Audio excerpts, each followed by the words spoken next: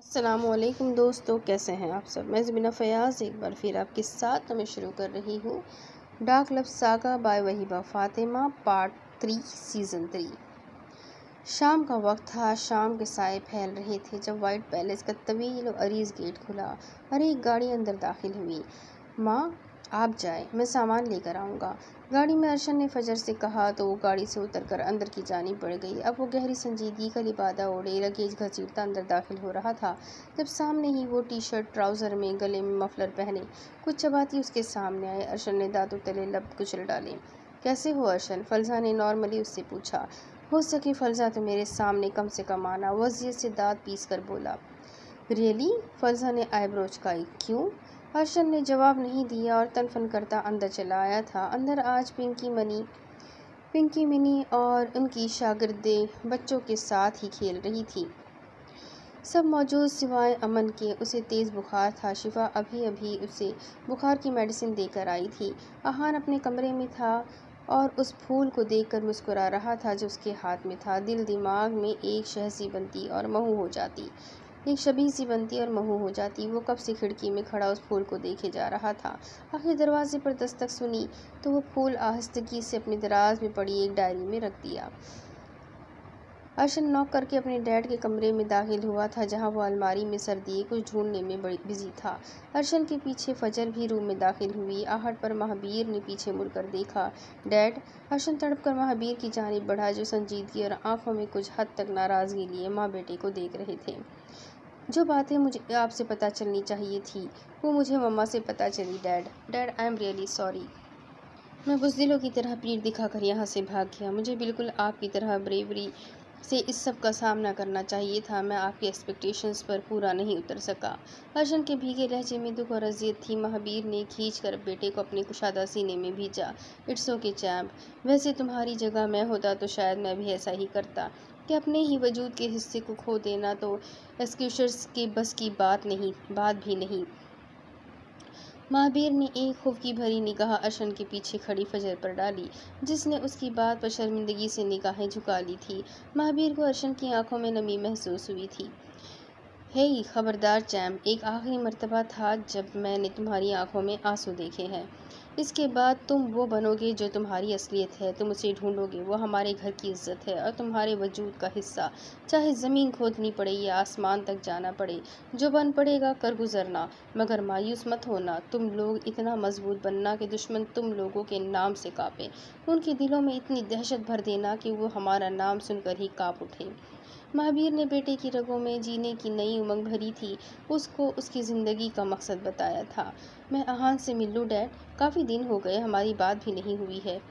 वो कहता अब कमरे से बाहर निकल चुका था। महाबीर सर्द सपाट लिए चेहरा लिए वापस अलमारी की जानिब पलटा था। फजर ने सरदाह भरी। महाबीर चौंका। एक नर्म गदास वजूद उसकी कमर से लिपटा और उसकी वेस्ट पर अपने बाजू लॉक किए। नाराज़ है? फजर ने पीछे से उसके बाजू पर अपना सर टिकाया। तुम्हें मेरी नाराज़गी से फ़र्क पड़ता है मिसेस महाबीर? रासिम हफीज़? वो दांत पीस कर बोला था। वो उसकी नाराज़गी के बावजूद उन सालों में अर्शन के पास जाती रही थी और कई कई दिन उसके पास गुजाराती। दुनिया में आपकी नाराज़गी ही तो है जिससे मिसेस महाबीर को फ़र्क पड़ता है। वो मुस्कुरा कर बोली थी। अच्छा ना, सॉरी बाबा, मूड तो ठीक करे अपना। ये क्या सड़े करेले जैसे मुंह बनाया हुआ है? फजर ने उसका रुख ज़बरदस्ती अपनी जानिब मोड़ा। मूड तो तभी बहाल हो सकता है जब मिसेस महाबीर इन गुज़रे माह व साल की गुस्ताखियों और जुदाइयों का हिसाब बेबाक करे मुझसे। वो उसकी कमर के गिर्द बाजू हमायल करता बोला था। फजर गहरा मुस्कुराई थी। बेटा जवान हो रहा है आपका। आपको नहीं लगता मिस्टर महाबीर के बढ़ती उम्र के साथ आपको थोड़ी शर्म वर्म करनी चाहिए? वो उसके सीने पर सर रखकर बोली थी। महाबीर ने गहरी मुस्कान होठों पर सजाए उसे अपने मजबूत हिसार में कैद कर लिया।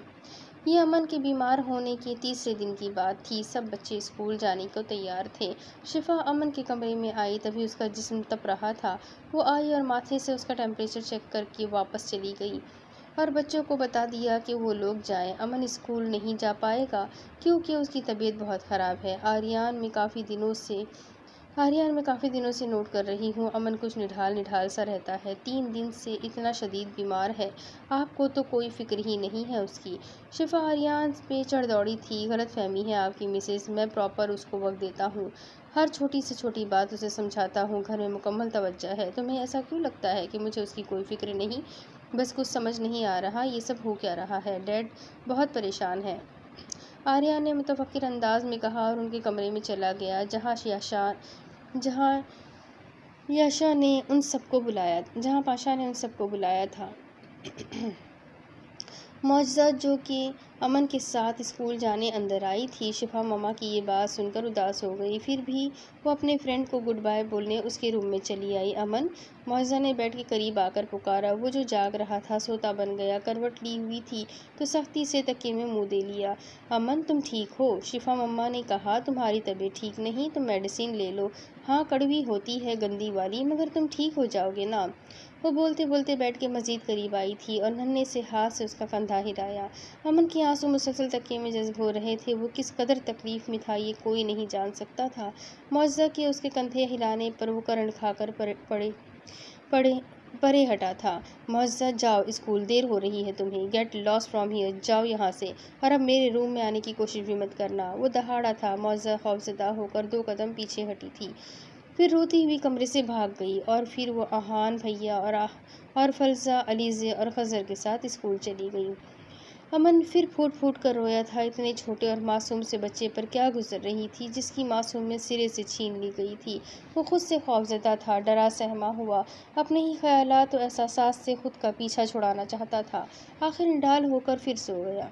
आँख जिस्म में उठते बेतहाशा दर्द से खुली थी। अमन का जिस्म टूट रहा था। पूरे जिस्म में इतना दर्द था कि यूँ महसूस हुआ जैसे अभी फट जाएगा।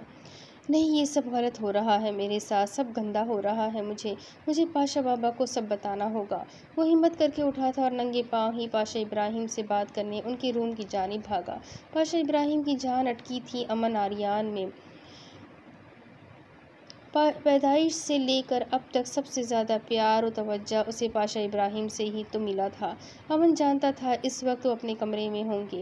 वो उनके कमरे तक आया था। ये सब क्या हो रहा है सोहम खान हमारे साथ? मुझे तो कुछ समझ नहीं आ रहा। ज़िंदगी में पहली मर्तबा खुद को इतना बेबस महसूस कर रहा हूँ। मगर अभी वक्त शायद दुश्मन का अच्छा चल रहा है, मगर बस बहुत हो चुका। अब मैं दुश्मन के गिर्द घेरा तंग कर दूंगा कि वो मौत मांगेंगे, मौत। उनके गिर्द आग लगा दूंगा कि वो बिच्छू की तरह खुद अपने सर पर डंक मार कर खुद को ख़त्म कर लेंगे। मुझे मालूम है उनकी मदद कोई अपना ही आस्तीन का सांप कर रहा है और मैं जल्द ही उसका पता भी कर लूँगा। और तुम लोग तो जानते ही हो, अपनी गलती चाहे अपने की हो, तुम लोग तो जानते ही हो, गलती चाहे अपने की हो या चाहे किसी पराये की, उस गलती की कितनी दर्दनाक सज़ा देता है ये पाशा इब्राहिम। अंदर से पाशा इब्राहिम की शेर की तरह गरजदार आवाज़ सुनाई दी और अपने पाशा बाबा की आखिरी बात पर अमन की टांगें कांपने लगी थी। वो शदीद खौफज़दा होकर वापस भागा। अपने पोलाइट से पाशा बाबा की ये भड़कती आवाज़ सुनकर अमन की जान निकल गई थी। वो अब जान चुका था कि वो कुछ तो गलत कर रहा था या कुछ तो गलत किया था उसने, तभी उसके साथ ये सब हो रहा था। वो बेतहाशा रो रहा था। वो अपने रूम के सामने आकर बुरी तरह लड़खड़ाया था, बुरी तरह ज़मीन पर गिरा। शिफा, जो अमन को ही देखने आ रही थी, लपक कर उस तक पहुंची। अमन, उठो मेरी जान, उठो। शिफा ने उसे सहारा देकर उठाया और कमरे में लाई। एक खबीस शैतान ने ऐसी गिलाज़त दिमाग में भर दी थी कि वो तो अपने मुक़द्दस तरीन रिश्तों से अपने घर की ख़वातीन से निगाहें नहीं मिला पा रहा था। उसने शिफा का हाथ बुरी तरह खुद पर से झटका, जैसे उसकी मुक़द्दस माँ ने किसी गलाज़त के ढेर को हाथ लगा लिया हो। क्या हुआ अमन मेरी जान? शिफा भी तड़प कर उसकी जानिब लपकी। मम्मा, मेरे कमरे से चली जाए आप। वो अपने बाल मुट्ठियों में जकड़ कर चिल्लाया था। अमन, ये किस लहजे में बात कर रहे हो मुझसे? शिफा फटी फटी निगाहों से उसे देखे गई। मम्मा, चली जाए मेरे रूम से आप, नहीं तो मैं अपने आप को कुछ कर लूँगा। वह ज़मीन पर फोड़ रहा था। आर्यन, शिफा दरवाजे तक आकर चिल्लाई थी। अमन ने उसे बाहर ढकेल कर रूम लॉक कर लिया था और दरवाजे से लगकर अपने बाल नोच कर फूट फूट कर रो दिया। मम्मा, हेल्प मी, मुझे बचा ले मम्मा, सेव मी। तेरे दिल दा टुकड़ा टुकड़े टुकड़े होया, हो सके तो मैनू माफ़ कर दियो माँ। इन्ना कुछ हो गया, फिर भी जिंदा हाँ मैं, अपनी मर्जी दे नाल मर भी ना सका मैं। अंदर अमन रो रहा था, बाहर शिफा माही बेआब की तरह तड़पती दरवाज़ा पीट रही थी। अमन, मुझसे बात करो, अमन, मम्मा से बात करो। अंदर अमन को सुकून की ज़रूरत थी, बहुत ज़्यादा सुकून की। तभी अपनी बेड की जानिब लपका था। बेड ग्राउंड में बने ड्रॉर में से वो एक साथ 2-3 टैबलेट निकाली और जल्दी से पानी से निगल गया। ये क्या हो रहा है यहाँ? पाशा के रूम से आर्यान समेत शोर व हंगामे की आवाज़ सुनकर वो सब बाहर निकले थे। ख्वातीन भी इकट्ठी हो गई थी। घर पर माहिर भी नहीं था। ईशान किसी इमरजेंसी की वजह से हॉस्पिटल में थे। शिफा को बेतहाशा रोते आर्यान ने बाजुओं से थाम कर उठाया। क्या हुआ शिफा, क्या हुआ? आर्यान ने उसे झंझोड़ कर पूछा। तब शिफा ने रोने के दौरान सारी बात बता दी। आर्यान के चेहरे के रंग उड़े थे। मास्टर की लाओ कोई, पाशा इब्राहिम चिल्लाया था। आर्यन भागकर रूम की डुप्लीकेट की लाया था। रूम खोला, सारे घबरा कर अंदर दाखिल हुए। वो बेड के करीब ज़मीन पर औंधा गिरा हुआ था। अमन, शिफा चीखी। आर्यान ने उसे उठाकर बेड पर लिटाया। जिब्रान ने उसका चेकअप स्टार्ट किया। अमन, अमन। आर्यान ने उसका चेहरा थपथपाया। जिब्रान ने उसका मुकम्मल चेकअप किया और जिस नतीजे पर वो पहुंचा, उसके पैरों तले से ज़मीन खिसक गई थी। आर्यान, इसने ड्रग्स की हैवी डोज ली है। जिब्रान की बात थी या वहाँ खड़े हर फर्द के कानों पर हथौड़े बरसे थे। ये तुम क्या कह रहे हो जिब्रान? पाशा इब्राहिम सफ़ेद चेहरा लिए आगे बढ़ा था। जिब्रान ने अपने बैग में से सिरिंज निकाल कर जल्दी से उसके ब्लड सैंपल लिए।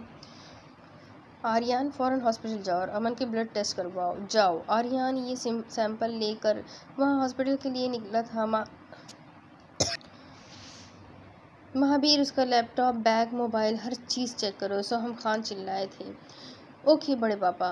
तभी पाशा के फ़ोन में मखसूस रिंग हुई। पाशा ने फ़ौरन फ़ोन पॉकेट से निकाल कर कान को लगाया। आगे से जो सुनने को मिला, पाशा इब्राहिम का रंग उड़ा था। व्हाट? पाशा इब्राहिम को 440 वोल्ट का करंट लगा था। क्या हुआ भाई? कबीर ने पाशा की जानिब देखा। माहिर का फ़ोन था। बच्चों के स्कूल पर टेररिस्ट अटैक हुआ है और ख़ास कर उन्हीं क्लासेस पर मेन अटैक हुआ है जिनमें वाइट पैलेस के बच्चे थे। फजर को बचाते हुए अलीज़े को गोली लगी है। फलजा का कुछ पता नहीं और अहान की हालत बहुत बुरी है। हमें फ़ौरन स्कूल जाने के लिए बोला है माहिर ने। वो नहीं पहुंच पाएगा, काफ़ी दूर है। अलीज़े और काफ़ी बच्चे हॉस्पिटल में पहुंचाए गए हैं जिनको गोलियां लगी है। ये सुनकर अरुशे, जो हवास के मामले में अब भी काफ़ी कमज़ोर थी, तेवरा कर ज़मीन पर गिर पड़ी थी। अरुशे। रवाहा, जो कि पहले ही दिया के गम में निढाल थी, ये रूह फरसा खबर सुनकर वो भी अपने होश गंवा बैठी थी। तमाम ख्वातीन रोने लगी थी। सूरत हाल काफ़ी संगीन नौयत की थी। बड़े पापा चले, अमन ने ड्रग्स ली है, ये रात तक नहीं उठेगा। इसे हम बाद में हैंडल करते हैं, बाहर से डोर लॉक कर देते हैं। ख्वातीन हॉस्पिटल चली जाएंगी अलीज़े के पास और हम स्कूल चले। दरवाज़ा बाहर से लॉक करके अमन को वहीं छोड़कर वो अब स्कूल के लिए निकले थे और सब ख्वातीन अलीज़े की तशवीश में मुब्तला हॉस्पिटल रवाना हो गई थी। पिंकी मनी लोग भी हॉस्पिटल गए थे कि काफ़ी बच्चों को और लोगों को इस इमरजेंसी में ब्लड की ज़रूरत पड़ती है। जो भी था बहुत बुरा और भयानक था। अहान क्लास में अपनी मखसूस जगह पर बैठा बेचैनी से पाँव झुला रहा था। आज 3 दिन हो गए थे वो एब्सेंट थी और वो इमोशनलेस ग्रीन मॉन्स्टर लाशऊर में उसका मुंतज़िर था। ताज्जुब की बात थी, मैं आए कमिन सर। आखिर आज काफ़ी लेट, मगर वो जर्द सी रंगत के साथ दरवाजे पर खड़ी सर एजाज से पूछ रही थी, यस, कैसी है बेटा आप? अब कैसी तबीयत है आपकी? काफ़ी बेहतर हूँ सर। वो अपनी जगह पर बैठ गई थी। बेकरार निगाह पूरी क्लास में दौड़ाई और वो जो उसका मुंतज़िर था उसे एक भरपूर नज़र तवज्जो से देखकर अब यूँ अनजान बन गया था जैसे कि अपनी ही फीलिंग से मुकरना चाहता हो। यूँ ही बेनियाज बने वक्त गुजरता चला गया और ब्रेक हो गई। अहान क्लास से बाहर ग्राउंड में चला आया था। अलीज़े, जो फलजा के साथ कैंटीन में बैठी थी, कुछ ही देर में 5th क्लास से रोंदू हज़र मुँह बसोरता अलीज़ा के पास चला आया था। अब क्या हुआ निंजा हथौड़ी? अलीज़े मुस्कुराहट दांतों तले दबाकर उससे पूछने लगी। अलीज़े, अजान ने मुझे मारा, वो रोते हुए बोला था। उसकी इतनी जुर्रत? चलो मैं देखती हूँ उसे तो। वो दांत पीसी दंदनाती खज़र का हाथ थामे उसकी क्लास में गई थी।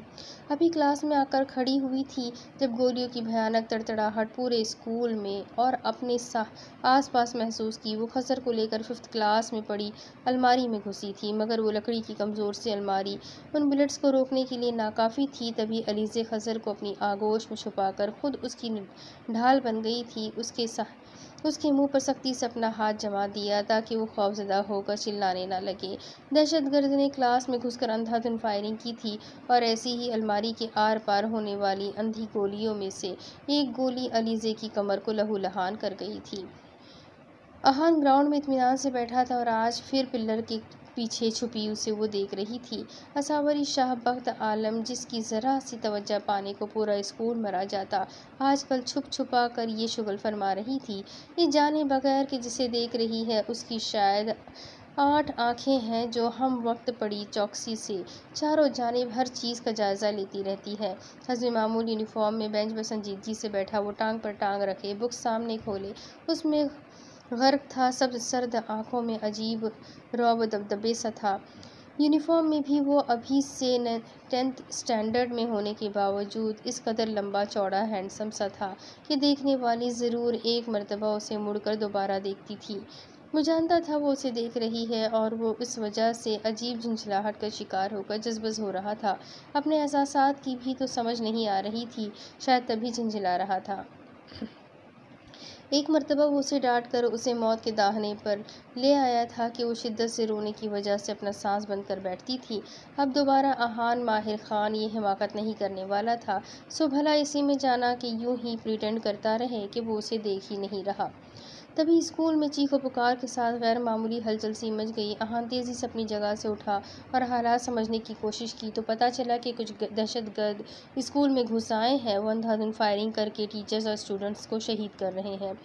अहान ने, जिसके साथ साथ ख़ास ट्रेनिंग भी चल रही थी, अपने यूनिफॉर्म की सीक्रेट पॉकेट से अपनी गन निकाली। आज वो जो निशानाबाजी सीख रहा था उसको आजमाने का वक्त आ पहुंचा था, मगर निशाने में इतना पुख्ता भी नहीं हुआ था।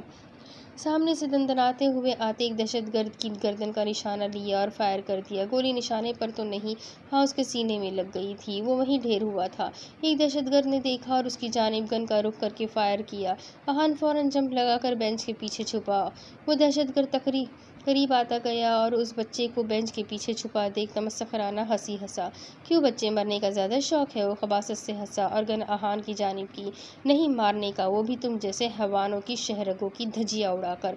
ये बोलकर अहान ने बिजली की सी तेज़ी से स्कैल्पेल लहराया। खून का फव्वारा उबलकर उसकी सफ़ेद शर्ट लहूलुहान कर गया। वो दरिंदा वहीं ढेर हो गया।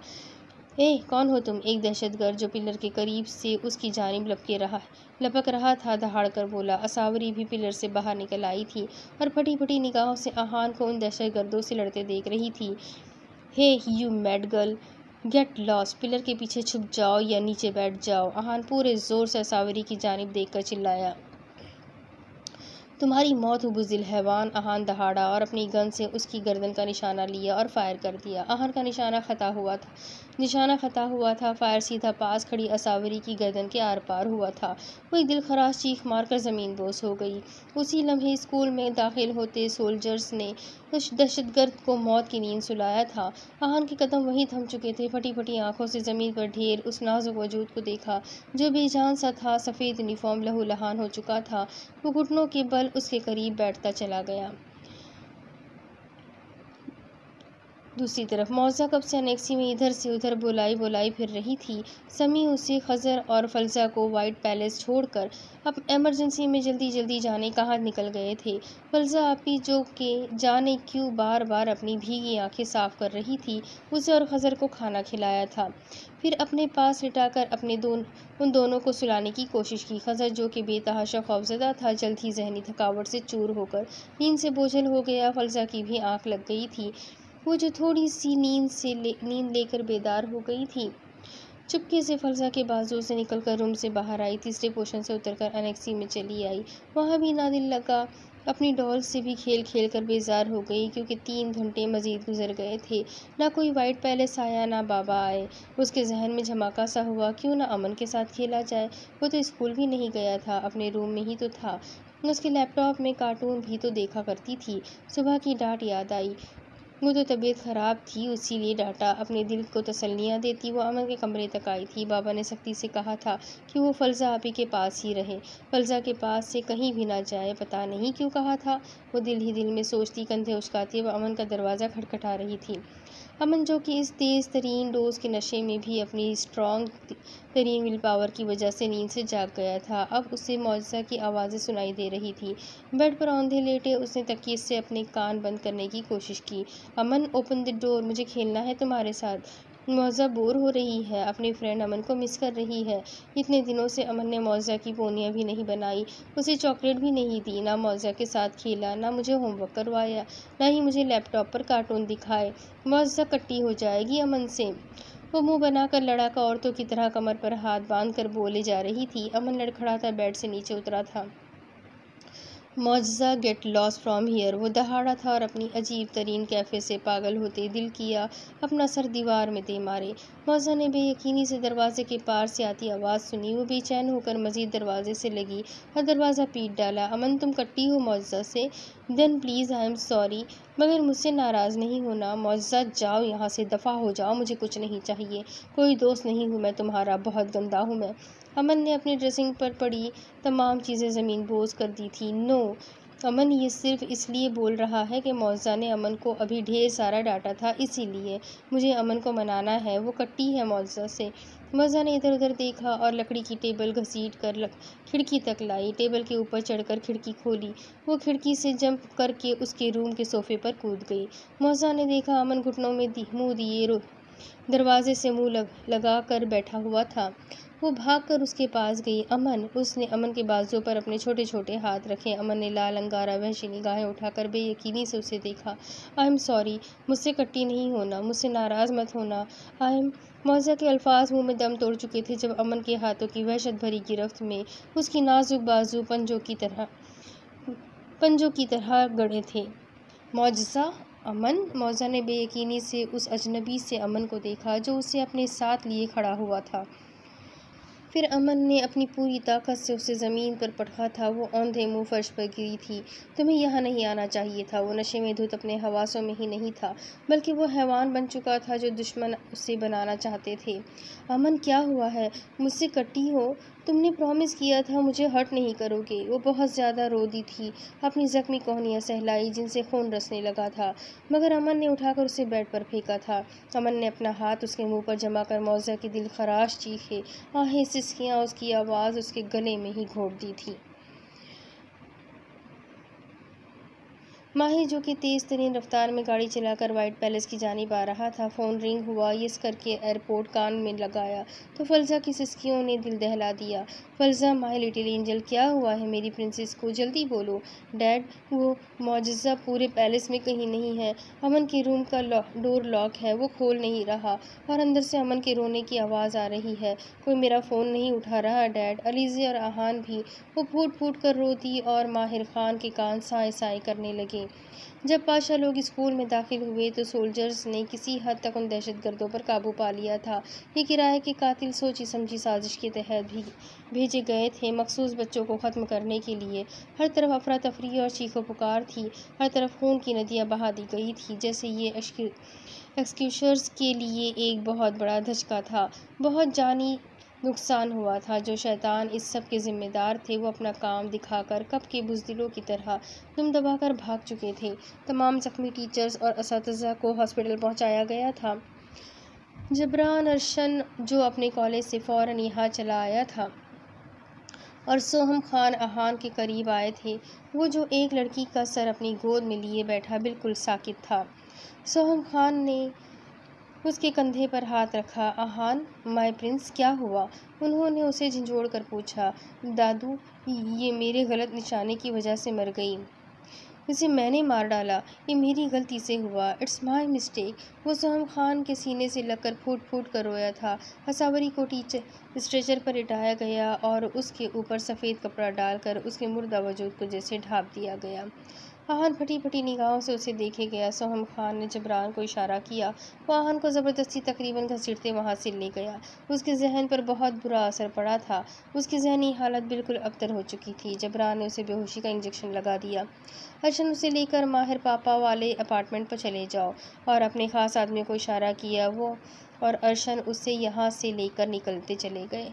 पाशा, आर्यान और ईशान सब अलीज़े, फ़ल्सा, मौजज़ा और खज़र को ढूंढ रहे थे। आखिर सबसे पहले उस हंगामे में उन्हें फ़ल्सा दिखाई दी, जो मौजज़ा का हाथ पकड़े पाशा के करीब आई थी। बड़े पापा, फ़ल्सा रोती हुई पाशा से लिपटी। अलीज़े और खज़र कहाँ है फ़ल्सा? पाशा ने उस नरमी से पूछा। वो खज़र की क्लास में गई थी बड़े पापा। फ़ल्सा उन्हें लिए अलीज़े के क्लास की जानिब भागी। वो खज़र की क्लास में आए काफ़ी बच्चे ज़ख्मी थे, जिन्हें हॉस्पिटल ले जाया जा रहा था। कई उन दरिंदों की वजह से अब्दी नींद सो चुके थे। अलीज़े, फ़ल्सा ने पुकारा। तब अलमारी से खज़र के रोने की आवाज़ सुनाई दी। ईशान ने तेज़ी से दरवाज़ा खोला। लहूलुहान अलीज़े ईशान की बाजुओं में झूल गई थी। प्रिंसेस, ईशान को सांस लेना मुश्किल लग रहा था। खज़र डरा सहमा सा था। फ़ल्सा, समी अंकल के साथ तुम खज़र और मौजज़ा को लेकर घर जाओ, इनका ख्याल रखना, पाशा ने उसके सर पर हाथ रखते उसे समझाया। तब वो समी अंकल के साथ वाइट पैलेस में चली आई थी। फ़ल्सा ने उन दोनों को चेंज करवाया और खाना खिलाकर सुलाने की कोशिश की। रो रो कर निढाल हुई तो उसकी खुद की आंख लग गई थी, मगर जब काफ़ी देर बाद आंख खुली तो उसके पहलू में मौजज़ा मौजूद नहीं थी। इधर वो लोग अलीज़े को लेकर हॉस्पिटल पहुंचे थे। अलीज़े की सांस धीमी सी थी, मगर चल रही थी। खून काफ़ी बह चुका था। सर्जरी के दौरान सशुक्र के बरवक्त उससे खून दिए जाने से अलीज़े की जान बचा ली गई थी। एक्सक्यूशर्स अपने बच्चों के साथ हर उस बच्चे को बचाने की कोशिशों में पागल हो रहे थे जिसकी जान वो बचा सकते थे। जहाँ तक उसके बस में था उन्होंने किया। 5 घंटों की भाग दौड़ और उनकी सरतोड़ कोशिशें थी, जो कई बच्चों की जान भी बच गई थी। पिंकी लोगों ने भी सबने जिससे जितना हो सका किया। वो भी अभी हॉस्पिटल में ही थी। सोल्जर्स ने पूरे स्कूल को अपने कब्जे में लिया था। माहिर खान स्कूल पहुंचा था और अपनी टीम के साथ स्कूल का चप्पा चप्पा खंगाला था। वो स्कूल को अपने कब्जे में ले चुके थे, क्योंकि प्रिंसिपल समेत अक्सर टीचर सरे से गायब थे। वो अपना काम निपटा कर हॉस्पिटल जाना चाहता था। तब फ़ल्सा के आने वाली फ़ोन कॉल ने उसके हवास मअतल कर छोड़े थे। पाशा लोग हॉस्पिटल में थे जब माहिर की कॉल आई और उसने पाशा लोगों को वाइट पैलेस पहुंचने के लिए ख्वातीन को घर लाने से मना कर दिया। पाशा, सोहम, आर्यान, जबरान और ईशान वहाँ से निकले थे। कबीर ख्वातीन के पास था।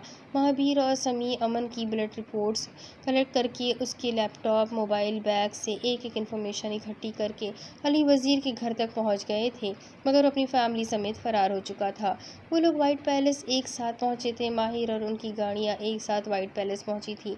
महाबीर और समी खान भी उनके साथ वाइट पैलेस में दाखिल हुए। फ़ल्सा की आँख खुली तो मौजज़ा उसके पहलू में नहीं थी। बुरी तरह घबराई थी। फिर उसने उठकर पूरे वाइट पैलेस में उसे ढूंढा, मगर वो कहीं नहीं थी। अनेक्सी में भी देख कर आई। वहाँ उसके खिलौने बिखरे हुए थे, मगर वो खुद नहीं थी। तब फ़ल्सा फिर से अंदर आई थी। पाँव खुद ब खुद अमन के रूम की जानिब गए। अमन, अमन, फ़ल्सा ने पुकारा, मगर अंदर से रोने की आवाज़ें आ रही थी। तभी उसने घबरा कर अपने पापा को फ़ोन किया था। वो बेचैनी से सबकी मुंतज़िर थी जब आगे पीछे गाड़ियों के पहिए बाहर पोर्टिको के ड्राइवे पर चरचराए। माहिर उतरकर पाशा और सोहम के करीब आया था और उन्हें अपने हाथ में पकड़ा कर पैड दिखाया, जिसमें साफ साफ तकरीबन अब से आधे घंटे पहले मौजज़ा खिड़की से अमन के कमरे में कूदती दिखाई दे रही थी। समी खान ने महाबीर के टैब में ये मंजर देखा तो बाप का कलेजा मुँह को आ चुका था। वो जानते थे। वो अमन के लैपटॉप में अली वज़ीर के भेजे गए इस मवाद को भी देख चुके थे। जान गए थे बहुत देर हो चुकी थी शायद। तभी उनके दिल कानों में बज रहे थे। किसी अनहोनी होने के एहसास से सारे जिस्म का लहू निचड़कर जैसे चेहरों पर आ चुका था। फ़ल्सा लपक कर बाप के सीने से लगी, मगर माहिर ने फ़ौरन उसे खुद से पीछे हटा दिया। फ़ल्सा, जाओ अपने रूम में जाओ और अंदर से डोर लॉक कर लो। वो तेज़ी से अंदर बढ़े, लट्ठे की तरह सफ़ेद चेहरा लिए। माहिर ने फ़ल्सा से कहा, पर डैड, मौजज़ा, प्रिंसेस जो कहा है वो करो। माहिर ने कदरे सख्ती से कहा तो वो अपने कमरे में भाग गई और अंदर से लॉक लगा लिया। वो अमन के रूम के दरवाजे तक आए थे। वो जो बेरहम थे, सफाक थे, मगर अब एक दूसरे की जानिब देख रहे थे कि कौन ये दरवाज़ा खोले और कौन अंदर जाए। दिल में हजार आयतें और वृत्त पड़ चुके थे कि कोई अनहोनी ना हुई हो, मगर आर्यन ने ही कांपते हाथों से डोर अनलॉक किया था और झटके से अंदर आया। वो सब अंदर आए थे। आर्यन हाथों से चेहरा छुपाते फूट फूट कर रोता कमरे के फर्श पर घुटनों के बल बैठता चला गया। अमन एक कोने में लगाए घुटनों में मुंह दिए फूट फूट कर रो रहा था और वो नाजुक सी जान खून में लथपथ नीम मुर्दा बेड पर पड़ी थी। उसके ऊपर कंफर्टर गिराया गया था। जबरान और ईशान ने उसे उसी कंफर्टर में लपेटा और उसे लिए हॉस्पिटल के लिए निकल गए। समी खान दहाड़े मार मार कर रोता बाहर चला गया था। पाशा, सोहम, माहिर, महाबीर फटी फटी निगाहों से अमन की जानिब देख रहे थे। आखिर महाबीर ही हिम्मत करके आगे बढ़ा। अमन, ये क्या किया तुमने? महाबीर ने उसे झंझोड़ा था। I didn't want to do that, Papa. I never wanted to do that. She came to my room herself. I stopped her from coming to my room. I swear I didn't want to do that. वो फूट फूट कर रोते ही कह रहा था। नशा तो तभी का हिरन उड़न छू हो चुका था जब वो छोटी सी दोस्त को खून में लथपथ इतनी तकलीफ में मरते देखा था। माहिर आर्यन को उठाकर ज़बरदस्ती बाहर ले गया था। पाशा ने अमन को गिरेबान से पकड़कर घसीटा था। वो अपने बड़े पापा के पैरों से लिपट रहा था। Forgive me please, forgive me बड़े पापा, I am sorry, I don't want to do that, forgive me. Pasha सर्द सपाट चेहरा लिए उसे घसीटे गया। हाँ, मगर लाल अंगारा आंखों से मुसलसल आंसू बह रहे थे। वो 16 साल सबसे मासूम बच्चा आज वाइट पैलेस का सबसे बड़ा मुजरिम बना दिया गया था। सोहम खान ने पाशा को रोकने की कोशिश की, मगर वो रुका नहीं था। पाशा ने उसे बेसमेंट में लाकर ब्लैक रूम में फेंक दिया था। उसे ब्लैक रूम में लॉक करके पाशा वहीं ज़मीन पर बैठकर फूट फूट कर रो रहे थे। औलाद का गम कलेजा चीर देता है, मगर औलाद के गम ने जैसे उनकी रूहों को छलनी कर दिया था। आज वो रोए थे, सब ही रोए थे। उन्हें अब रोना था अपनी हार पर, अपनी इतनी दर्दनाक शिकस्त पर। आज उनका मान गुरूर टूटकर चकनाचूर हो गया था। जब जबरान और ईशान मुअज़्ज़ा को खुफिया रास्ते से हॉस्पिटल लाए थे, तब इमरजेंसी के बाहर अलीज़े की वजह से सब ख्वातीन मौजूद थी। वो कंफर्टर में एक वजूद को लपेटे जब उन सब के बीच से ऑपरेशन थिएटर में घुसने लगे तो ईशान का बाजू अरुषा ने दबोचा था, जबकि मुफरा को जबरान ने इशारे से ऑपरेशन थिएटर आने को बोला था। मुफरा इसके पीछे ही ऑपरेशन थिएटर में गुम हो गई। ईशान और जबरान के चेहरे के तासुरात इस कदर ख़तरनाक थे कि एक मर्तबा तो सब ख्वातीन भी अपनी जगह से हिल चुकी थी। ये क्या हो रहा है ईशान? ये कंफर्टर में कौन था? क्या हुआ वाइट पैलेस में? सब किधर है? बाकी बच्चे तो ठीक है ना? आप कुछ बताते क्यों नहीं? अरुषि ने ईशान को झंझोड़ा, मगर वो अरुषि से ज़बरदस्ती अपनी शर्ट छुड़ाकर ऑपरेशन थिएटर में गायब हो गया था। वो लोग वाइट पैलेस फ़ोन करती रहीं, मगर किसी ने फ़ोन नहीं उठाया। वो सब घबराई हुई थी। इंतज़ार की घड़ियाँ काफ़ी कड़ी थी। कोई उन्हें वाइट पैलेस भी तो नहीं लेकर जा रहा था। आखिर कुछ देर बाद माहिर समी के साथ हॉस्पिटल आता दिखाई दिया। समी की आंखें सूजी हुई, चेहरा सुर्ख और कंधे झुके हुए थे। माहिर को देखकर रवाहा लपक कर उसके करीब आई थी। माहिर, आप प्लीज़ बताएं, वो जिब्रान की गोद में कौन था? क्या हुआ है? कोई कुछ नहीं बताता, किसी ने फ़ोन नहीं उठाया। आखिर आप लोगों को हुआ क्या है? कोई कुछ तो बताए। क्यों नहीं माहिर? कोई कुछ बताता क्यों नहीं? माहिर, आप खामोश क्यों हैं? वाइट पैलेस पर क़यामत आकर गुजरी है रूह जिसने एक्सक्यूशर्स की कमर तोड़ दी है। हजार ज़ब्त के बावजूद वो रो दिया था। रवाहा ने फटी फटी आंखों से सामने खड़े चट्टानों जैसा हौसला रखने वाले को रेजा रेजा करके बिखरते देखा। वो जो सगी बेटी के खोने पर नहीं टूटा था, आज आखिर ऐसा क्या हुआ था कि वो यूँ बिखर रहा था? सब ख़वातीन दम बख़ुद सांस रोके उसे देख रही थी, मगर वो अपनी शर्ट छुड़ाकर वहाँ से निकलता चला गया। समी फूट फूट कर बच्चों की तरह रो रहा था। आखिर फजर उसके पास आई। समी खान, क्या हुआ है? आखिर बताते क्यों नहीं आप? फजर को मायूसी ही हुई थी कि उसके रोने में शिद्दत आई थी, मगर उसने एक भी लफ्ज़ अपने मुंह से अदा नहीं किया था।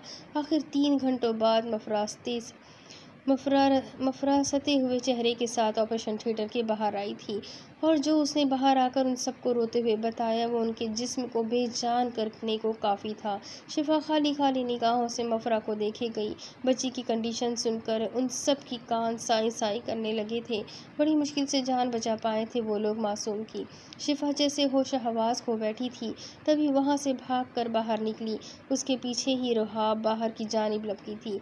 बाहर खड़े गार्ड्स को उन्हें वाइट पैलेस ले जाने का कहा था। गार्ड्स ने इस बात में सर हिलाया और उन्हें लिए वाइट पैलेस की जानिब निकले। खान शमशान खैल चेहरे पर मसरूर कुन मुस्कुराहट लिए नूर पाक बीबी के हिजरे में हाथ में फ्रूट चाट का बाउल लिए बैठे थे। वो सफ़ेद लिबास में नीचे फर्श पर अपने बाबा के कदमों में बैठी थी। खान शमशान खैल बड़े प्यार से उसे एक एक निवाला करके उसकी पसंदीदा चाट खिला रहे थे। अम्मा हाजन पास ही बैठी अपनी लाडली बेटी के खालिस ऊन का स्वेटर बुन रही थी। मेरी प्यारी बेटी, मेरी शहजादी, पाक रूह, मेरा सर फख्र से बुलंद करने वाली मेरी प्यारी बच्ची। शमशान खैल ने इंतहाई मोहब्बत से उसके सर पर हाथ फेरा। उससे यहाँ लाने का मकसद एक तरफ, मगर इस बच्ची की मासूमियत और उसके उन्हें इतना प्यार करने की वजह से, कुछ बेटी ना होने की वजह से उनके दिल में जो नूर ईमान के लिए पदराना शफ़क़त जागी थी, वो अलग ही मोहब्बत करने लगे थे नूर से। और अब वो बस खान शमशान खैल की बेटी थी, नूर पाक बीबी थी, बाकी सब किसी की कुछ नहीं थी। दिल में अपनी करतूतों की वजह से हज़ार किस्म के वसवसे थे, तभी अब नूर ईमान की ब्रेन वॉशिंग बहुत ज़रूरी थी। चोर की दाढ़ी में तिनके के मुतरादिफ वो आज एक ख़ास मकसद के तहत नूर ईमान के पास पहुँचे थे। नूर, मेरी बच्ची, आज मैं तुम्हें कुछ ख़ास और अहम बातें बताने वाला हूँ, जिन्हें तुमने बहुत गौर से सुनना है और अपने दिलो दिमाग में बिठा लेना है। शमशान खैल का लहजा ऐसा था कि नूर चौंकी और पूरी तरह से अपने बाबा की जानिब मुतवज्जा हुई। जी बाबा, कहें, हम सुन रहे हैं, नूर ने उन्हें तसल्ली दी। नूर, ये जो लोगों में अफवाह है कि तुम्हें अम्मा हाजन की गोद में परियां डाल गई थी, ये दरअसल झूठ बोला था मैंने लोगों से। खान शमशान खैल ने इत्मीनान से कहा, जबकि उनकी बात पे अम्मा हाजन भौचक्का सी रह गई और नूर की सब्ज़ आंखें हैरत और बेयकीनी से फैल गई। मैं तुम्हें तुम्हारे असली माँ बाप से चुरा कर यहाँ लाया था, वो फिर इत्मीनान से बोले, जबकि अम्मा हाजन ने अपने सर के साई को यूँ देखा जैसे उनके जहनी तवाज़न पर शक गुजरा हो। ये आप क्या बोले जा रहे हैं मेरी बेटी से साई? अम्मा हाजन तड़पी थी। अरे बाबा, आप चुप करें, मुझे मेरी बेटी को सच बता लेने दे। तो मेरी शहजादी, मैं बोल रहा था कि मैं तुम्हें तुम्हारे घर से चुरा कर लाया था। क्यों? वो इसलिए कि वो बिल्कुल अच्छे लोग नहीं थे, आदि मुजरिम है वो लोग। उनका घर नहीं कोठा है कोठा, वो अपनी औरतों से गलत काम करवाते हैं और इस कारोबार को बढ़ाने के लिए अपने पास ढेर सारे ख्वाजा सराक भी रखे हुए हैं। दहशतगर्दी, मासूम लोगों की जान लेना, कत्ल गारत करना उनका शौक़ था और औरतों का बाजार चलाना उनका शेवा। मैं भी कभी उनके साथ काम करता था, मगर जब उनकी हकीकत पता चली तो दहल गया। तो मुझे शुरू से बाबा बोलती थी और मैं तुम्हें अपनी बेटी समझता था। फिर मैं अपनी बेटी को इसकी मासूमियत की वजह से उस दलदल से निकाला था। काफ़ी मर्तबा दिल में ख्याल आया कि ये गलत है, मगर मेरे दिल ने गवाही दी कि मैं सही कर रहा हूँ। फिर फैसला तकदीर पर और इस बात पर छोड़ दिया कि बड़ी होकर मेरी बच्ची फैसला करेगी कि उसको किसके साथ रहना है, अपने मुजरिम और गंदे माँ बाप के साथ या हमारे साथ। खान शमशान खैल ने उसके सर पर हाथ फेरते उसके पैरों तले से ज़मीन खींची। वो शमशान खैल के पास मज़ीद खिसक कर उनकी गोद में सर रखती फूट फूट कर रोती। बहुत अच्छा किया बाबा, जो आप मुझे यहाँ ले आए। मैं कभी ऐसे गंदे लोगों के साथ नहीं रहना चाहती। मुझे नहीं जाना किसी के पास, मुझे आपके साथ और अम्मा के साथ ही रहना है हमेशा। कोई कुछ नहीं लगता मेरे माँ बाप सिर्फ आप लोग हैं। नूर ईमान बोले गई और खान शमशान खैल के लबों पर एक फतना पुरूर मुस्कुराहट रेंग गई। अम्मा हाजन ने भी मसरूर कुन मुस्कुराहट समेत ये खूबसूरत मंजर देखा। दूसरी तरफ शिफा और रुहाब की गाड़ी वाइट पैलेस की पोर्टिको में रुकी थी। शिफा बिजली किसी तेज़ी से गाड़ी से बाहर निकली थी। वो दीवानों की तरह अंदर की जानिब भागी के पाँव में मकीन नाजुक सैंडल भी टूटकर वहीं गिर गई। दुपट्टा भी गले में झूलता ज़मीन बोस हो चुका था, मगर उसे होश कहाँ था। ऐसी सूरत हाल में ममता को होश कहाँ रह सकता है। जब अंदाज़ा हुआ कि उसके बच्चे के सर पर मौत सज़ा की सूरत मंडला रही है, रोहा भी बेतहाशा रोती अपने कमरे में भागी थी कि पाशा इब्राहिम वही होगा। मुजरिमों के मामले में पाशा की सफाकियत के बारे में अगर सबसे ज़्यादा कोई जानता था तो वो रुहाब ही थी, मगर अब जब बात रुहाब के अपने कलेजे के टुकड़े पर आई थी तो ममता से सक उठी थी। वो आर्यान लाउंज में सोफे पर सर पकड़ कर बैठा था, जबकि महाबीर उसका कंधा थपथपाकर उससे कुछ बोल रहा था। आर्यान, शिफा की चीख नुमा पुकार पर आर्यान ने अपना भीगा चेहरा उठाकर ऊपर देखा। आर्यान, मेरा अमन अमन मेरा बेटा आर्यान कहाँ है? शिफा ने करीब आकर उसका गिरेबान झंझोड़ा था, वहीं जहां एक क्रिमिनल को होना चाहिए ब्लैक रूम में फेंक दिया है उसे। आर्या ने सर्द सपाट लहजे में कहा था, मगर दिल को जैसे किसी ने निचोड़ डाला था। आपकी हिम्मत कैसे हुई मेरे बच्चे को ब्लैक रूम में फेंकने की? वो फूट फूट कर रोती चिल्लाई थी। जैसे तुम्हारे बच्चे की हिम्मत हुई एक 10 साला मासूम को रौंदने की। आर्यन ने अपना लहजा टगमगाने नहीं दिया था। शिफा सदमे से फटी आंखें लिए उससे दूर हटी थी, फिर दीवानी बनी बेसमेंट की जानिब भागी। शिफा, आर्यन चिल्लाया। आर्यन ने उसका बाजू खींचकर उसे रोकने की कोशिश की, मगर महाबीर ने आर्यन के कंधे पर हाथ रख दी कर उसे रोक दिया। शिफा माही बेआब की तरह बेसमेंट में पहुंची थी। अमन, शिफा ने पुकारा। वो जानती थी यहाँ कमरे साउंड प्रूफ है, उसके लगते जिगर तक उसकी आवाज़ और अमन की चीखें उस तक नहीं पहुँच पाएगी। अमन, मिनी जो कि कब से हॉस्पिटल से वापस आई और अब अमन वाले ब्लैक रूम के बाहर बैठी रो रही थी। शिफा को इशारा किया। शिफा लिपक कर उस रूम के बाहर आई थी। अमन, पुकार कर अब तो गला भी बैठ चला था। मिनी ने एक बटन पुश करके लोहे की स्लाइडिंग खिड़की हटाई। अंदर वो शीशे की खिड़की के पार काफ़ी बुरी हालत में बैठा रो रहा था। अमन, मेरे बच्चे, मेरे प्रिंस। शिफा उसकी ऐसी हालत देखकर दहाड़े मार मार कर रोई थी। वो लपक कर खिड़की तक आया था। सोफे पर चढ़कर दीवानों की तरह शीशे की दीवार पर हाथ मारे। मम्मा, सेव मी मम्मा। उसका खुद का भी तो गला बैठ चुका था रो रो कर, चिल्ला कर। अब तो हलक से आवाज़ ने भी जैसे साथ छोड़ दिया था। ये रात बहुत भारी थी, बहुत ही भारी। रो रो कर दोनों माँ बेटे के आंसू खुश्क हो चुके थे। अब तो वो अंदर और शिफा बाहर उस शीशे की दीवार से सर टिकाए बैठे थे। अमन माँ की आंखों में तीरता दुख, कर्ब और यासियत देखे गया। सारा जग घूमिया, सारे रास्ते ढूंढिया मैं, अपने घर का पता जाने क्यों भूलिया मैं, किस मोड़ से मुड़ गया मैं, औरों से क्यों जुड़ गया मैं, अपनों से ही खता जाने क्यों कर गया मैं। माफ़ी मिल जाए मुझे, आंसू थम जाए मेरे, बात ये सुन ले वो खुदा कि आज कोई दुआ करो मेरे लिए, कि आज कोई दुआ करो मेरे लिए, कि आज इस रात की कोई सुबह करो मेरे लिए।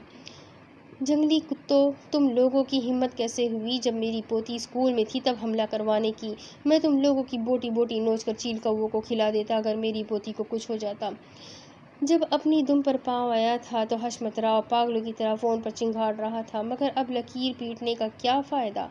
सरदार चांडियो और अली वज़ीर अपनी मनमर्जी करके खून की होली का शैतानी खेल खेल कर मुल्क से फ़रार हो चुके थे। अब हशमत राव चाहता भी तो कुछ नहीं कर सकता था। शाहजी, असावरी बेटी को होश आ गया है।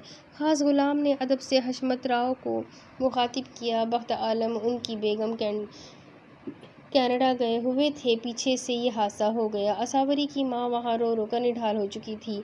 जब स्कूल पर हमले का पता चला तो हशमत राव बकलम खुद स्कूल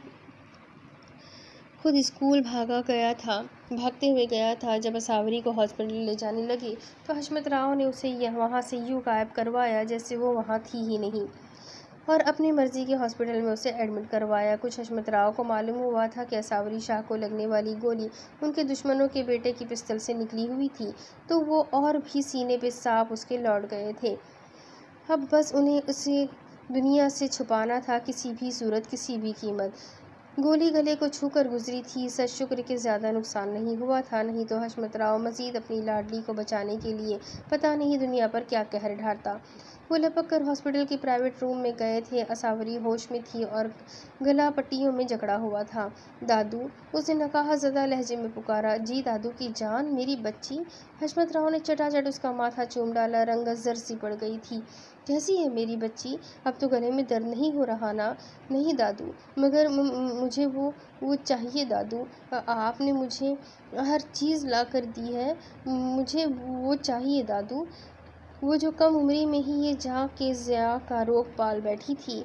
हशमत राव के सर पर हाथ रखकर सिसक पड़ी। कौन कौन चाहिए, नाम बताओ प्रिंसेस। हशमत राव का लहजा गुरूर भरा था, जैसे पूरी दुनिया मुट्ठी में हो और पूरी दुनिया पर हुकूमत हो। अहान अहान माहिर खान। असावरी के लरसते लबों से उस दुश्मन जहाँ का नाम अदा हुआ, जबकि हशमत राव के सर सर फिर जैसे सर पर जैसे असावरी ने बम फोड़ा था। दूसरी तरफ आज अगला दिन था वाइट पैलेस में। ये दिन अपने अंदर वाइट पैलेस के तमाम अफराद के गुरूर को अपनी तारीकियों में समाये तुलो हुआ था। आज दिन की रोशनी नहीं, जैसे तारीख मुकद्दरों की स्याही चार सू फैली थी। रुहाब सारी रात पाशा का इंतज़ार करती रही, मगर इधर उधर का चक्कर काट कर टांगें शिल हो गई, मगर वो कमरे में आया ही नहीं। आखिर पूरी रात गुजर गई। अगले दिन वो जब कमरे में आया तो रुहाब ने लपक कर पाशा इब्राहिम का गिरेबान पकड़ लिया, झंझोड़ा था। पाशा ने देखा वो रो रो कर उजड़ी हुई बरसों की मरीज़ा लग रही थी, मगर पाशा इब्राहिम के खुद के कंधे भी तो झुक गए थे। पाशा, मुझे अमन चाहिए, मुझे मेरा बच्चा चाहिए, अभी के अभी। सुना आपने, अगर आपने उसे कुछ किया तो मैं भी जी नहीं पाऊंगी, मर जाऊंगी मैं। पाशा कुछ बोले, जवाब दे मुझे, मैं ये गम बर्दाश्त नहीं कर पाऊंगी। वो फूट फूट कर रोई थी, मगर पाशा इब्राहिम सर्द सपाट चेहरा लिए वहाँ से जा चुका था। शिफा रात से उसी खिड़की के पास बैठी उसे देख रही थी, जो रो रो कर अब गहरी नींद में था। कमरे के एक खुफिया रास्ते से उसे खाना और मेडिसिन दी गई थी। मेडिसिन उसने चुपचाप खा ली थी, मगर खाने को हाथ तक ना लगाया। शिफा इशारे करती रही, मगर वह रोए गया और अब शिफा बुरी तरह चौंकी थी। ढेर सारे कदमों की आहट बेसमेंट की सीढ़ियाँ उतर कर नीचे उस तक पहुँची थी। शिफा ने पीछे मुड़कर देखा, वो सब बेसमेंट में आ रहे थे। चेहरे सर्द सपाट थे, बिल्कुल अजनबी, बिल्कुल वैसे जैसे वो किसी मिशन पर जाते थे तो उनके चेहरे बेतासुर होते थे, सर्दो पथरीले। क्या उसके बेटे को सजा सुनाने? शिफा का कलेजा मुंह को आया था। बादशाह ने आर्यान को इशारा किया। आर्यान शिफा की जानिब आया, जबकि वो सब तवील तरीन टेबल के गिर्द पहुंचकर अपनी अपनी चेयर पर विराजमान हुए थे। आर्यान शिफा के करीब आया तो बिदक गई, मलगज्जे हुलिये में बिखरे बाल, भूखी प्यासी। वो आर्यान को कोई भिखारन लगी, जो दर पर बैठी अपने बच्चे की ज़िंदगी की भीख मांग रही हो किसी से। खबरदार आर्यान, मुझे हाथ लगाया, कहीं नहीं जाऊंगी मैं यहाँ से। मेरे बेटे के बारे में फ़ैसला होने वाला है तो मैं भी यही रहूँगी, कोशिश भी मत करना आप मुझे यहाँ से हिलाने की। वो चीख कर बोली थी, जबकि सामने वाला जाने कौन से ज़ब्त की इंतहा पर था, जो अपने तमाम जज्बात थपक थपक कर सुला कर आया था और अब बिल्कुल सर्द सपाट चेहरा लिए शिफा को देख रहा था। आर्यान ने शिफा का बाजू पकड़ा। Aryan, leave me. शिफा की चीख बेसमेंट में गूंजी, मगर वो सब तो यूं बैठे थे जैसे बहरे हो गए थे। आर्यान शिफा को बाजू से घसीट कर ऊपर ले जा रहा था। माँ के आंसू, तड़प, आहें, सिसकियाँ अब जल्लाद जैसे अंधे हो गए थे। बड़े पापा, सोहम पापा, माहिर भाई, इन्हें रोके, मुझे नहीं जाना यहाँ से। कबीर चाचू, कुछ तो बोले इन्हें। ममता फिर कर रही, मगर जल्लाद जैसे गूंगे हो गए थे। आर्यान उसे ऊपर वाइट पैलेस लाया था। वो चीखती रही, चिल्लाती रही, मन्नत आह गुजारी, मगर उन पर कुछ भी तो असर नहीं हो रहा था। आर्यान उसे अपने डैड के कमरे में ढकेल कर बाहर से लॉक लगा चुका था। माँ और बीवी की आहें, सिसकियाँ, वो कान लपेट कर कलेजे पर पत्थर रख कर बेसमेंट में चला आया था। बेसमेंट अब लॉक हो चुका था, ऊपर से कोई नीचे नहीं आ सकता था। सरबराही कुर्सी पर पाशा इब्राहिम में बेतासुर चेहरा लिए बैठा था। आज इस मीटिंग में महाबीर के पास झुके कंधे लिए शिकस्त खुर्दा सा समी खान भी बैठा था।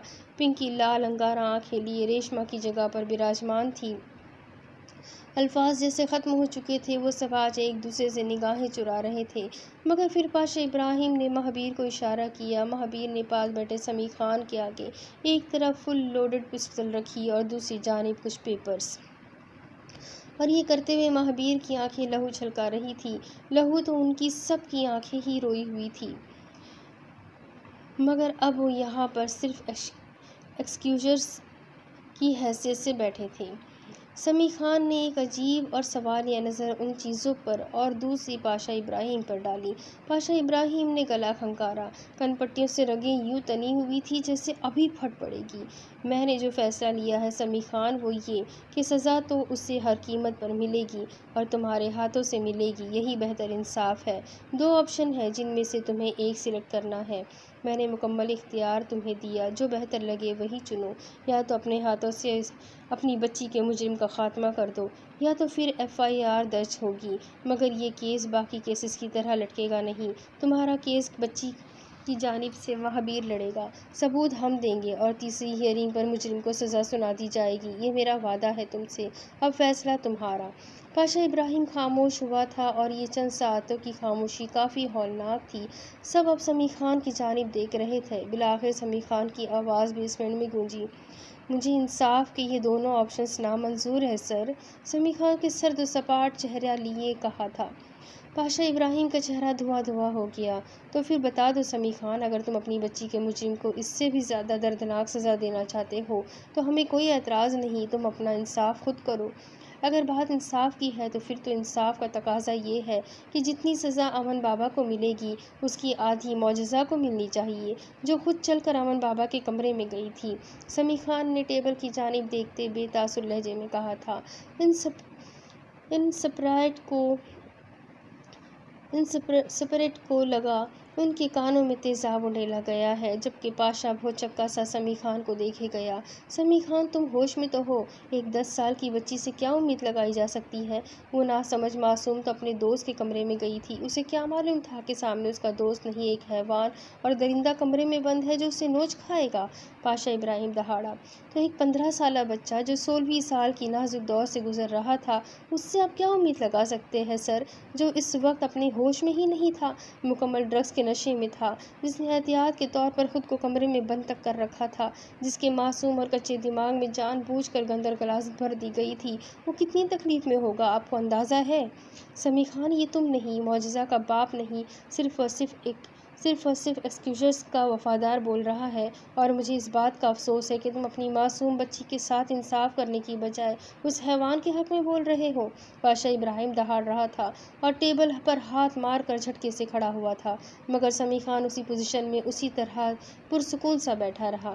गुस्ताखी माफ़ सर, आपसे सिर्फ 2 सवाल पूछना चाहूँगा। एक, अमन बाबा को हैवान बनाया किसने? वाइट पैलेस ने, जो अपना हर फर्ज निभाते निभाते बच्चों से इस कदर गाफिल हो गए कि दुश्मन को सीधा वार उन मासूम बच्चों पर ही करने का मौका मिल गया। दुश्मन हमारे घर में घुसकर हमारी जड़ों पर वार कर गया और हम गाफिल रहे, और ये हमारी बदतरीन और मुजरिमाना गफलत है रही। या वो उस्ताद जो उस्ताद के नाम पर बदनुमा धब्बा था। बच्चे तो वही करते हैं जो उन्हें सिखाया जाता है। अमन बाबा ने वो किया जो उन्हें सिखाया गया, इसलिए मुजरिम वो नहीं, हम सब, और वो उस्ताद है। समी खान ने अब भी बेतासुर लहजे में ही कहा था, मगर उसकी बातें सुनकर वो मौजूद हर शख्स ने पहलू बदला था।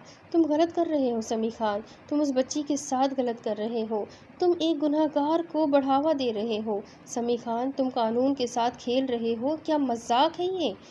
पाशा दरस्तगी से बोला था, माफ़ कीजिएगा सर, फिर तो आज से कई साल पहले रेशमा ने भी चंद मुजरिमों को बढ़ावा दिया था, फिर तो उन्होंने भी कानून के साथ खेला होगा, नहीं ना? आप लोग आदि मुजरिम नहीं थे, इसीलिए आप लोगों को अपनी ज़िंदगी संवारने का एक मौका दिया गया। तारीख खुद को दोहराती है शायद। अमन बाबा भी आदि मुजरिम नहीं है, एक मासूम बच्चे थे जिससे उसकी मासूमियत छीन ली गई, उसे वर्गलाया गया, उसके दिमाग में गंद भर भर कर गुनाह करने पर उकसाया गया, तो एक मौका उनको क्यों नहीं दिया जा सकता? मेरी बच्ची बर्बाद हो चुकी है, मुझे मालूम है। ये कहते 1000 जब्त के बावजूद समी खां की आंखों से आंसू फिसलकर उसके गालों को भिगो गए थे। मेरी बच्ची पूरी तरह बर्बाद हो चुकी है, कौन आबाद करेगा उसे? उसके मुजरिम के लिए यही सज़ा काफ़ी है कि वो सारी ज़िंदगी मेरी बच्ची की नफ़रत बर्दाश्त करे, पल पल उसे एहसास हो कि उसने अपनी दोस्त के साथ क्या किया। मैं नहीं चाहता दोनों बच्चे बर्बाद हो, मैं बस ये चाहता हूँ कि अमन बाबा और मौजज़ा का निकाह कर दिया जाए, अमन बाबा का इलाज हो, उनकी अच्छी तरबियत हो, इतनी अच्छी कि वो मेरी बच्ची के हर गम का, हर दुख का मदावा कर दे। मैं दुआ करूँगा ये देखने तक मैं ज़िंदा रहूँ। समी खान ने टेबल को नाखून से बेमकसद खुरचते अपना फ़ैसला सुनाया। आर्यान अपने बाजुओं में चेहरा छुपा कर रो पड़ा था। और तुम अच्छी तरह जानते हो समी खान, मैं इस हक़ में कभी नहीं रहा कि जो शख्स किसी बच्ची की ज़िंदगी बर्बाद कर दे उसे पूरी ज़िंदगी के लिए उसी के साथ जोड़ दिया जाए, पूरी ज़िंदगी पल पल वो अपने मुजरिम की शक्ल देख देख कर घुट घुट कर मरे। पाशा इब्राहिम की रगें मज़ीद फूल चुकी थी। मगर ये मामला बिल्कुल अलग है सर, आप अच्छी तरह जानते हैं कि यहाँ जानबूझकर कुछ भी नहीं हुआ, ये सिर्फ एक हादसा था। जो अनजाने में हुआ, बल्कि ये कहना ज़्यादा बेहतर होगा कि ये एक मास्टरमाइंड प्लानिंग के तौर पर जानबूझकर यह हादसा करवाया गया है। इस हादसे के बाद मेरी बच्ची को कोई कबूल नहीं करेगा, ना ये माशरा, ना कोई भी नहीं। तुम व्हाइट पैलेस के जिस बच्चे से कहोगे मैं बच्ची की उससे शादी करवा दूंगा समी खान, चाहे वो अरशन हो, अहान या खज़र ही क्यों ना हो। अब की बार सोहम खान ने मदाखलत की थी और उनकी इस बात पर महाबीर ने पहलू बदला, मगर एहतरामन बोला कुछ भी नहीं था। मगर मेरा नहीं ख्याल कि इनमें से कोई भी मेरी बच्ची से इतनी मोहब्बत करेगा जितना कि अमन बाबा करते हैं और करते रहेंगे। वो कितना ख्याल रखते थे मौजज़ा का ये मुझे मालूम है, क्योंकि मैंने देखा है। वो तो कुछ शैतानों ने उनकी रगों में जहर भर कर उन्हें पल भर को बहका दिया। मुझे पूरा यकीन है वो अमन बाबा ठीक हो जाएंगे, बिल्कुल ठीक। समी खान का लहजा एक मरतबा फिर नहीं डगमगाया था। पाशा इब्राहिम ने लाल अंगारा आंखों से समी खान को देखा। समी खान, तो क्या ये तुम्हारा आखिरी फैसला है? पाशा इब्राहिम को अपनी आवाज़ जैसे पाताल से आती सुनाई दी। जी बिल्कुल सर, ये मेरा आखिरी फैसला है।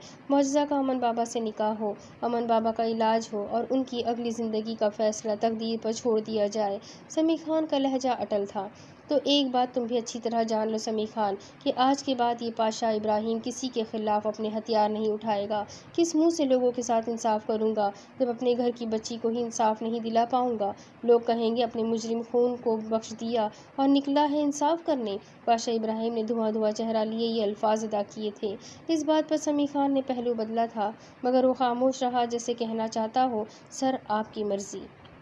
मीटिंग बर्खास्त की जाती है। जबरान अमन को इलाज के लिए हॉस्पिटल ले जाओ और आज के बाद उसका वजूद मुझे वाइट पैलेस में नज़र नहीं आना चाहिए।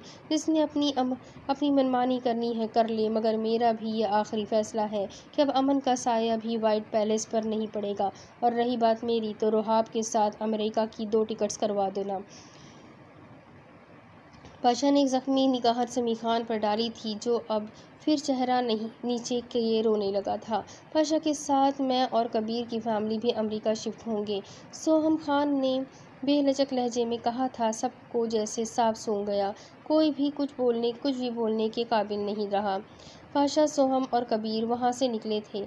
आर्यान, जो कब से जब्त किए बैठा था, फूट फूट कर रो दिया। समी खान ने उसके कंधे पर हाथ रखा, वो समी खान को गले लगाए फिर रो दिया था।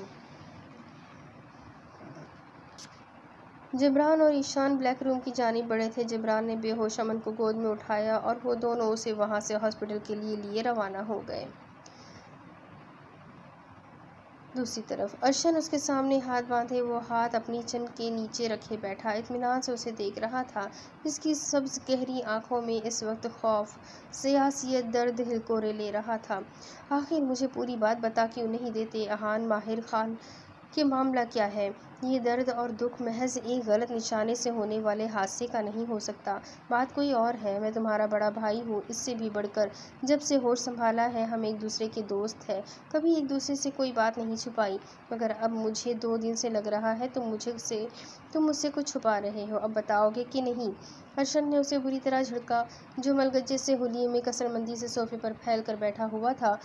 अहान भी तंग आ चुका था, दिल पे पड़े इस बोझ से सांस तक घुटने लगा था। तभी बड़ी शराफत से अर्शन को सब कुछ बताता चला गया, अपना दिल खोलकर उसके सामने रख दिया कि कैसे एक सियाह आंखों वाली मोम की गुड़िया की छोटी छोटी शरारतों में उसका दिल कहीं अटक कर रह गया था। और अब जबकि वो हमेशा हमेशा के लिए उससे दूर जा चुकी थी, तो अहान माहिर को किसी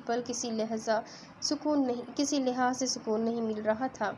अहान की आंखों में नमी थी, वो 2 रातों से सोया नहीं था, न नींद आंखों में आकर दे रही थी। अर्शन, मुझे यूँ महसूस हो रहा है जैसे ये दर्द, ये गम मेरा दम घोट देगा, मुझे अगला सांस नहीं आएगा, मैं मर जाऊंगा यार। वो बेबसी से पहलू बदल कर रह गया। अर्शन मुबहिम सा मुस्कुराया था, मगर इस मुस्कुराहट में भी जैसे बरसों का कर्ब छुपा हुआ था। फिर तो फिक्र मत करो, जालिम खून, आशा, मोहब्बत की जुदाई का गम दिल का लहू ज़रूर निचोड़ता है पल पल, मगर मौत नहीं आती। और यही तो सबसे बड़ी बेबसी होती है, जिसकी ज़िंदा मिसाल मैं हूँ, जो इस वक्त तुम्हारे सामने बैठा हूँ। वो सुकून से बोला था, मगर अहान को उसकी आंखों में इस कदर वहशत और वीरानी नज़र आई कि उसे झरझरी सी महसूस हुई। अर्शन कैसे बर्दाश्त कर लिया?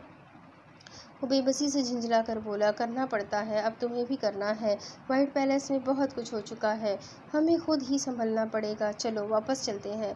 हर्षन ने उसे बाजू से खींचकर उठाया। दोनों वहाँ से व्हाइट पैलेस के लिए निकले। समी खान अपनी शहजादी को गोद में उठाया। आज पूरे 1 माह बाद डॉक्टर मफरा के कैबिन से उसकी प्राइवेट रूम में लाए थे। वो मुकम्मल सेहतयाब हो गई थी, मगर इस पूरे माह में ये वक्त उसने या बेहोशी में या सोकर गुजारा था। वजह बहुत दर्दनाक थी। अब भी जब जबरान उस गुड़िया से मिलने हॉस्पिटल के इस प्राइवेट रूम में दाखिल हुआ तो वो जो अब तक डरी सहमी सी समी खान की गोद में थी, जबरान को देखकर बिल्कुल ठंडी और सफ़ेद पड़ गई। फिर उसकी दिलखराश चीखों से पूरा हॉस्पिटल का रूम गूंज गया। समी खान ने उससे संभालने की कोशिश की, मगर वो बेकाबू होती गई। वो चीखती जाती और जाने क्या ऑल फॉल बकती जाती। बाबा मुझे बचा ले, बाबा ये गंदे हैं, सब गंदे हैं, मुझे बचा ले, बाबा मुझे बचा ले। आखिर मफरा कमरे में दाखिल हुई और उसे सुकून आवर इंजेक्शन लगाकर पुरसुकून करना पड़ा। समी खान ने बेतहाशा रोते हुए दोनों मियाँ बीवी की जानिब देखा, जो उनसे निगाहें चुरा रहे थे। सर, क्या हुआ है मेरी बच्ची को, ये ऐसे क्यों बर्ताव कर रही है? समी खान ने जबरान की आंखों में देखकर पूछा। वो जानता था कि मौजज़ा का होश में आने के बाद का रद्द-ए-अमल शदीद होगा, मगर वो तो पागलों से भी बदतर बर्ताव कर रही थी। दरअसल समी खान, इस हादसे का बच्ची के दिमाग पर बहुत बुरा असर पड़ा है। उसे ह्यूमन फोबिया हो गया है। अब जब तक उस हादसे का असर उसके दिमाग से उतर नहीं जाता, वो आपके अलावा या वाइट पैलेस की ख्वातीन के अलावा यूं ही लोगों से डरा करेगी। अगर उसे ज़बरदस्ती किसी के सामने लाने की कोशिश की गई तो वो पागल हो सकती है, या ये खौफ उसकी जान ले सकता है। इसीलिए हमें बहुत समझदारी और प्यार मोहब्बत से इस मामले को हैंडल करना है। जबरान ने समी खान को मौजज़ा की मेंटली कंडीशन बताई तो वही कुर्सी पर ढैसा गया। दूसरी तरफ शमशान खैल मर्दान खान में अपने इंतहाई मसले पर अहम सियासी शख्सियात के साथ गुफ्तगू में मसरूफ़ था। जब अचानक फ़ोन रिंग हुआ, वो चौंका था, क्योंकि कॉल महारानी की थी। उसने जल्दी से मीटिंग निपटा कर बर्खास्त की और अपने कमरे में आकर महारानी का नंबर डायल किया, जो कि तीसरी बेल पर रिसीव कर लिया गया। क्या खबर है महारानी? अली वज़ीर अपने इरादे में कामयाब हुआ। मुबारक हो साई, वो बिल्कुल अपने इरादे में कामयाब हुआ है। सैफ की खबर के मुताबिक वो बच्ची 1 महीने से अस्पताल में है। बहुत बड़ा हादसा हुआ है और दुश्मन की कमर टूट गई है। महारानी का दिल किया सर के बल नाचे। अली वज़ीर ने उस बच्चे की लैपटॉप और मोबाइल को अपने लैपटॉप और मोबाइल से कैमरों के ज़रिए कनेक्ट कर रखा था। उस लैपटॉप पर बड़ी बारीकी से हर एंगल के कैमरे लगा रखे थे महारानी, जिसमें इस वाक़े की सारी फुटेज बड़ी वजाहत से रिकॉर्ड हुई होगी। मुझे वो फुटेज हर हाल में चाहिए महारानी, मुझे उस ज़्यादती की फुटेज चाहिए। मैं पूरे पाकिस्तान में, पूरी दुनिया के सामने उस बादशाह इब्राहिम की इज़्ज़त, उसके गुरूर मान का जनाजा निकाल दूँगा। वो फुटेज सोशल मीडिया के हर साइट पर अपलोड होगी। मैं उनको मजबूर कर दूँगा कि वो बादशाह इब्राहिम को अपने समेत अपने ख़ानदान का ख़ात्मा कर ले। ओके डन, समझो हो गया। मेरे आदमियों के पास वो सारी रिकॉर्डिंग मौजूद है। इस कमरे में होने वाली एक एक सेकंड की फुटेज है। अब आएगा खेल का असली मज़ा। आप जल्दी से सिंदा जाए, फिर मिलकर देखेंगे तमाशा। महारानी ने कमीनगी से कहा था। खान शमशान खैल की बाँछें खिल गई थी। मैं आ रहा हूँ, आज ही निकलता हूँ। ये बोलकर उसने फ़ोन रखा और सिंध जाने की तैयारी करने लगा। अब इसके आगे की कहानी मैं आपको अगली किस्त में सुनाती हूँ कि आगे क्या होगा। ये जानने के लिए मेरे साथ बने रहें। अगली किस्त में फिर मिलेंगे, लेकिन चैनल को सब्सक्राइब करना बिल्कुल भी ना भूलें। बेल आइकन को ज़रूर दबा दें ताकि आने वाली हर नावल आप तक सबसे पहले पहुँच सके। मिलते हैं अगली किस्त में, तब तक के लिए अपना बहुत सारा ख्याल रखिएगा। अल्लाह हाफ़िज़।